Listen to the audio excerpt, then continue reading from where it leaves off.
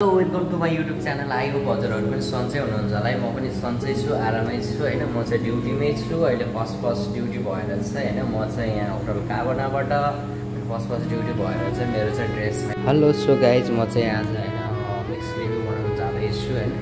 Mix ग्रेभीको चाहिँ यहाँ ready हुन लागिसकेको छ है। यहाँ चाहिँ टमाटर, काजु, मगज, प्याज यति मात्रै युज भएको छ गाइज है। अब यसलाई चाहिँ पिसेर उ गर्नु बाँकी छ होइन गाइज।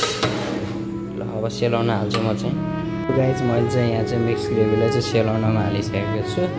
यता छ पङ्खा होइन। यहाँ चाहिँ अब पङ्खा नभएको कारणले चाहिँ मैले चाहिँ यहीँ पङ्खा रुमको पङ्खा ल्याएर चाहिँ यहाँ चाहिँ होइन अब प्रोसेस गर्दैछु। यहाँ अब सेलाउँछ अनि त्यहाँ पछिबाट चाहिँ मिक्सरमा हालेर पिस्नुपर्छ गाइज है।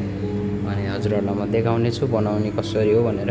लो सो गाइज, मैले चाहिँ मिक्स ग्रेभी बनाउनको लागि चाहिँ यहाँ खोर्सानी, स्टार एनिस अनि त्यहाँबाट ल्वाङ, सुकुमेलहरू चाहिँ हालेर अनि गाजरको पेस्ट हालेर भुट्दैछु गाइज है। सो गाइज होइन, ग्रेभी चाहिँ अब यहाँ बसालिसकेको छ। ग्रेभी चाहिँ यहाँ उम्लिँदैछ गाइज है। यो ग्रेभी चाहिँ अब लगभग 1 देखि 1.5 घन्टा लाग्छ। 1.5 घन्टामा चाहिँ कम्प्लिट हुन्छ गाइज है।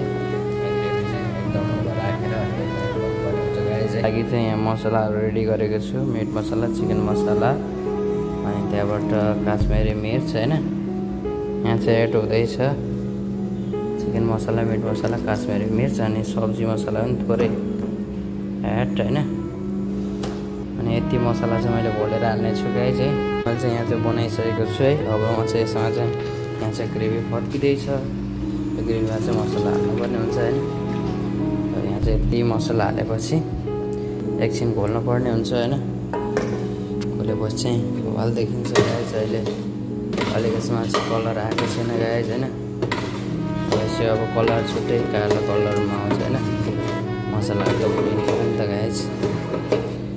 सबै मसलाहरू घोलेर चाहिँ उसमा आउँछ।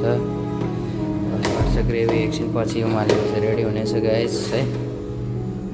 सो गाइज ग्रेभी रेडी भइसकेको छ है। ग्रेभी चाहिँ अब यो भेज ग्रेभी हो, मिक्स भेज ग्रेभी होइन।